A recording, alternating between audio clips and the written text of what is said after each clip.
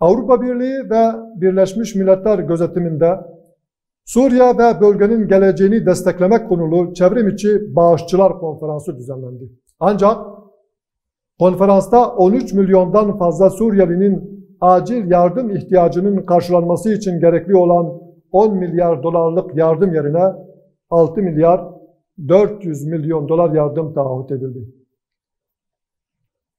Suriye İç Savaşı'nın başlangıcından bu yana savaşa fiili olarak dahil olanlar ile birlikte siyasi çözümden yana irade ortaya koyamayan uluslararası aktörler insani yardım konusunda da sınıfta kalmıştır.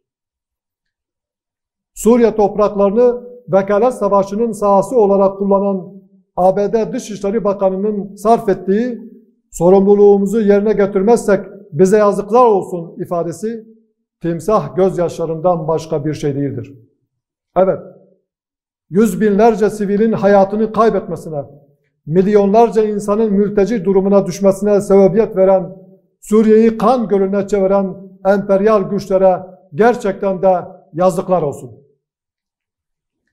Suriyeli kardeşlerini kan emici güçlerin insafına terk eden, hayatta kalmaya çalışan 13 milyon Suriyeli için adım atmaktan çekinen İslam dünyası da bugün yaşanan insani dramdan sorumludur.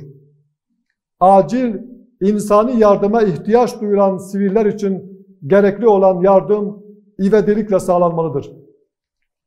Suriye'de siyasi çözüm sağlanmadığı müddetçe mağduriyetler katlanarak artacaktır.